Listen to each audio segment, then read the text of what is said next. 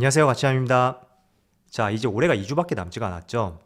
참 시간이 빠른 것 같고, 그리고 마지막 주는 말일이 포함되어 있기 때문에 5일 동안의 평일이 포함되어 있는 한 주는 다음 주가 마지막이더라고요. 그래서 다들 연말 마무리 잘 하시고요. 참 시간이 이렇게 빨라도 되는 건지 라는 생각이 들 정도로 빠른 것 같습니다. 그리고 최근에 코로나 때문에 많은 모임이 취소가 되고 있죠.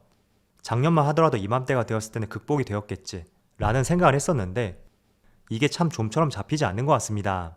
내년도 그렇게 큰 기대는 되지 않고 있지만 그래도 빨리 해결이 되어서 다들 원하시는 거 할 수 있는 그런 한 해가 되기를 기원해 보겠습니다. 자, 오늘은 제가 여러분들에게 정말 오랜만에 차트와 관련해서 한번 말씀을 드려보겠습니다. 제가 여러분들에게 차트에 대해서도 많이 말씀을 드리고 있었지만 온전히 차트만 가지고 말씀을 드린 적은 없었고 대체적으로 이슈하고 재료 그런 것들을 섞어서 말씀을 드렸을 거예요. 그렇지만 오늘 영상만큼은 한번 차트에 대해서 중점적으로 말씀을 드려볼게요. 자, 일단은 전제가 있어요. 그 전제는 첫 번째로 내가 시가총액 상위 종목들 비교적 대형주 위주로 많이 보유하고 있다. 그런 분들에게 해당될 수 있고 시총 상위 종목 대형주 위주. 자, 첫 번째 전제는 이렇게 말씀을 드리고 또 두 번째는 나는 중장기 투자를 선호한다. 그런 분들에게도 해당될 수가 있습니다. 자, 일단은 전제로 이렇게 크게 두 가지로 한번 나눠봤고 무조건 이 경우에만 해당되는 것은 아니에요. 그래서 종목들이 조금 다르다고 해도 충분히 도움이 될 수 있는 내용들이 많으니까 한번 참조를 해보신다면 좋을 것 같습니다. 자, 우리가 한번 투자를 하고 나서 이런 딜레마에 생길 때가 참 많잖아요. 내가 매수한 평단가보다 마이너스 5% 혹은 마이너스 10%이 정도 내에서 하락이 나왔다면 그래도 이 정도는 충분히 인내를 해볼 수 있을 거라고 생각들을 하실 수가 있을 거예요. 그런데 조금은 손실이 커져서 마이너스 10%, 마이너스 20% 혹은 그 이상 그렇게 주가의 급락이 나오게 된다면 내가 장기 투자를 할 계획을 가지고 있었다고 하더라도 정말 내 생각이 맞는 건지 그런 의문도 생길 것이고 일단은 털고 봐야 되는 건지 정말 오만 생각들이 많이 생길 거예요. 그래서 이런 경우에 방향성을 잡아보는데 약간은 도움이 될 수 있는 그런 방법이라고 말씀을 드려볼게요. 자, 그럼 먼저 삼성전자를 보면서 자세하게 말씀을 들어보겠습니다. 자, 지금 삼성전자의 월봉 차트인데 제가 조금 전에 전제를 달았었죠. 대형주를 보유했고 나는 중장기 투자를 선호한다. 그렇다면 저는 여러분들의 일봉 차트보다는 월봉 차트를 보는 것을 더욱 권장해 드릴게요. 자, 왜냐하면 분명히 어떤 종목이든 간에 그 종목의 상승을 견인할 수 있는 메이저 수급이 존재하기 마련입니다. 예를 들어 삼성전자는 외국인이 될 수 있고 또 어떤 종목은 기관 그리고 중소형주 같은 경우에는 특정 개인들에 의해서 그 주가의 움직임이 크게 바뀔 수도 있습니다. 자, 그래서 일반적으로 대형주를 보유하셨다면 분명히 개인이 주가를 상승시키지 못할 거예요. 그렇다면 기관이라든지 외국인 이 둘 중 하나의 메이저 수급에 의해서 주가가 움직일 수밖에 없는데 자, 여기서 한번 생각해 보세요. 여러분들이 삼성전자의 물량을 모은다고 가정을 해봤을 때 하루, 일주일, 한 달 이 중에서 무엇이 물량을 가장 많이 확보할 수 있을까요? 당연히 한 달이 되겠죠. 자, 그리고 특히 이런 대형주 같은 경우에는 절대 메이저 수급들에 의해서 하루, 일주일 이 짧은 기간 내에 물량을 충분히 확보할 수가 없습니다. 그래서 최소한 몇 개월의 시간이 필요하기 때문에 우리는 대형주의 주가 흐름을 예측할 때 가급적인 일봉과 주봉보다는 월봉을 참조하는 것이 가장 합리적이다. 그런 말씀을 드리는 것입니다. 자, 그래서 지금 삼성전자를 보시면 과거 이 당시죠.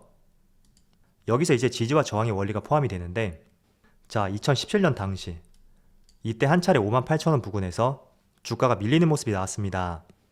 그리고 2019년 말하고 2020년 초 이 당시에 다시 한번 주가가 밀리는 모습이 나왔고 또 작년 6월부터 11월까지 5개월 동안이죠.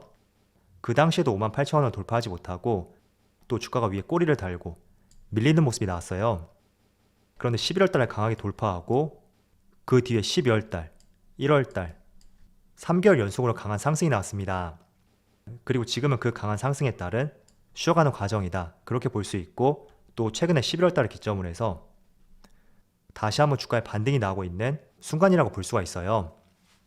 자, 그렇다면 조금 더 과거로 가볼게요. 이 당시가 되겠죠. 한 이쯤? 이때도 보시면 지난 2012년 말하고 13년 초 이 당시에 약 3만원 근처에서 주가가 더 이상 상승하지 못하고 밀리는 모습이 나왔습니다. 그리고 13년 말에도 마찬가지고 14년 중순, 15년 초 모두 3만원 근처에서 주가가 돌파하지 못했는데 정확하게 16년 중순 이때 주가가 한 차례 돌파한 뒤에 15년 말쯤에 3만원을 지지하는 역할을 보여주었죠. 그리고 주가는 이렇게 한 단계 강한 상승을 보여주었습니다. 자, 그리고 또 과거로 가도 마찬가지예요. 이쯤 두 번의 저항이 발생이 되었고 그 저항선을 돌파한 뒤에 계속해서 이렇게 깨고 내려오지 않고 지지하는 모습을 보여주었습니다. 그리고 다시 한번 이렇게 급락했을 때도 2011년 당시에도 지지하는 모습을 보여주었고 결국 15,000원을 지지점으로 해서 다시 한번 재차 크게 상승하는 모습이 나왔습니다. 자, 그래서 삼성전자를 보신 것처럼 과거부터 이런 패턴의 연속이었어요. 주가가 한번 레벨업이 되었고 또 그 레벨업된 주가가 한 번의 횡보를 거친 뒤에 다시 한번 레벨업이 되었죠. 그리고 또 횡보를 거치고 또 한번 레벨업이 되었습니다. 자, 일단 지지와 저항의 원리는 우리가 차트를 볼 때 월봉하고 주봉, 일봉, 분봉 이렇게 많이 확인을 하잖아요. 그런데 분봉에서 월봉으로 갈수록 이 지지와 저항의 원리가 더욱더 강력해진다고 볼 수가 있습니다. 즉 월봉, 주봉, 일봉, 분봉 이렇게 순서가 될 수 있죠. 자, 그게 왜 그러냐면 과거에 이렇게 세 차례 지지 역할을 했었던 구간이었다면 이 구간에서 많은 사람들이 매수 매도를 했을 것이고 많은 사람들이 물량을 보유하고 있다고 볼 수 있습니다. 그래서 시간이 길어질수록 더욱더 지지선과 저항선의 역할은 견고해질 것이고 그런 측면에서 지지와 저항의 역할은 월봉 쪽으로 갈수록 더 탄탄해진다. 그렇게 정리를 해볼 수가 있을 거예요. 자, 그래서 제가 서두에 말씀드렸듯이 여러분들이 매수하고 나서 10%, 20% 이렇게 주가가 급락하다 보면 판단이 안 설 수 있다고 말씀을 드렸잖아요. 그럴 때 한번 이 월봉 차트를 한번 보시면서 내 주가의 위치가 지금 어디쯤에 있고 만약에 더 빠지게 된다면 어디를 기점으로 해서 반등이 나올 수 있는지 그런 것도 한번 참조해 보신다면 주식을 투자함에 있어서 조금 더 계획적으로 접근할 수 있는 중요한 방법이라고 저는 생각하고 있습니다. 자, 그래서 삼성전자도 보시면 과거에 강력한 저항선 역할을 했었던 3만원 그 가격까지 공교롭게도 주가가 하락하진 않았어요. 그리고 이렇게 돌파하는 모습이 나왔듯이 이번에도 마찬가지로 68,000원, 7만원 이 시점으로 하여금 다시 한번 재차 강한 상승이 나오고 있다. 그렇게 볼 수 있고 저라면 68,000원에서 7만원 이때를 강력한 지지선으로서 이 가격을 깨지 않는다는 전제하에서 지금의 삼성전자를 한번 대응해 볼 생각을 가져볼 것 같습니다. 자, 그리고 지금부터 제가 대형주 위주로 몇몇 종목들을 한번 보여드릴게요. 첫 번째로 SK 하이닉스. 자, 하이닉스 같은 경우에는 올 초에 15만원까지 주가에 강한 상승이 나왔어요. 그런데 8월달이었죠. 모건 스탠리에서 부정적인 내용도 발표했었고 그 때문에 10만원도 깨고 이렇게 주가가 크게 밀리는 경우도 있었습니다.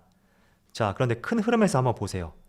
이렇게 월봉을 보신다면 정확하게 97,000원 제가 이렇게 선을 그었는데 한 97,000원, 98,000원 이때를 과거에 두 번의 저항선 역할로서 의미있게 만들었던 가격대가 있습니다. 그런데 주가가 이렇게 내려오면서 정확하게 98,000원 부근 거기를 강력하게 지지해주고 지금은 12만원대까지 굉장히 큰 폭의 반등을 보여주고 있습니다. 자, 그리고 세 번째 종목 바로 LG전자예요. 이쯤 되겠죠? 자, 이 당시에도 보시면 과거 18년 초 한 차례 11만 2천원 부근에서 강력한 저항선 역할을 해주었습니다. 그런데 그 저항선을 작년 말에 돌파했고 올해 이렇게 주가가 많은 조정을 보였지만 그 저항선보다 조금 위쪽에서 재차 이렇게 반등하는 모습이 나오고 있죠. 그리고 올 초까지 정말 좋은 흐름을 보여주었었는데 연말로 갈수록 정말 부진한 모습을 보여주고 있는 LG생활건강. 이 종목도 마찬가지예요. 자, 18년도 초에 한 차례 저항선 역할을 했었고 또 18년도 말하고 19년도 초 이때도 저항선 역할을 했습니다. 그리고 2020년도에도 한 차례 저항선 역할을 했었죠. 그리고 이번에도 어김없이 다시 한번 100만원 부근에서 이렇게 지지하는 역할을 해주면서 주가가 또 반등하는 모습을 보여주고 있습니다. 그리고 앞서 제가 여기서 저항선이라고 했는데 말을 잘못했고 지지선 역할이에요. 자, 그리고 LG이노텍 이 종목도 보시면 정확하게 이 시점 한 18만 5천 원, 그 가격대를 전후로 해서 지난 2011년에 2017년 이때 두 번의 강력한 저항 가격을 만들었고 올 초에 그 가격을 강하게 돌파해주는 모습을 보여주었습니다. 그리고 5월달, 10월달 돌파한 뒤에 18만원 부근이 이제는 지지한 역할로 바뀌었고 그리고 나서 이렇게 재차 반등하는 이런 패턴들이 나오고 있어요. 자, 그래서 여러분들 시가총액 상위 종목들 대형주를 보유하고 있고 내가 중장기 투자를 선호한다. 그렇다면 필히 월봉 차트를 보시고요. 저는 이 월봉 차트가 어떻게 본다면 큰 틀에서 그 흐름을 보게 해줄 수 있는 중요한 주가의 흐름이라고 생각을 하고 있습니다. 지금 여기 사진 한번 보세요. 멀리서 우리가 길을 찾을 때 보면 높은 곳으로 올라가면 어디로 가면 되겠다. 또 저쪽으로 돌아서 가면 되겠다. 그런 나만의 그림들을 그릴 수가 있잖아요. 그래서 저는 이런 월봉 차트야말로 필히 대형주를 보유하신 분들 그리고 중장기 투자를 선호하신 분들 그런 분들이 참조해야 되는 차트라고 말씀을 드리겠습니다. 그리고 제가 지지와 저항의 원리에 대해서 왜 월봉으로 갈수록 더욱더 강력한 역할을 할 수 있는지 거기에 대해서 설명을 드렸어요. 이 부분은 단순히 그렇구나 그렇게 넘기지 마시고요. 한번 곰곰이 생각을 해보세요. 당연히 특정 가격대에서 많은 사람들이 보유하고 있다면 다른 것보다 두터운 매물대가 될 수가 있겠죠. 그런데 하루, 일주일, 한 달 물량을 확보할 수 있는 기간을 많이 고려해 본다면 당연히 한 달 단위가 더 물량을 많이 확보할 수가 있고 또 이렇게 무거운 기업들이라면 분명히 메이저 수급들도 며칠 내지는 몇 주 이렇게 물량을 확보하기는 힘들 수가 있어요. 그래서 여러분들이 중소형주를 보유한 것이 아니라면 저는 가급적이면 큰 그림을 볼 때는 월봉을 참조하자 그런 말씀을 드리겠고 또 내가 지금 매수했지만 손실폭이 크다. 그래서 어떻게 대응할지 모르겠다.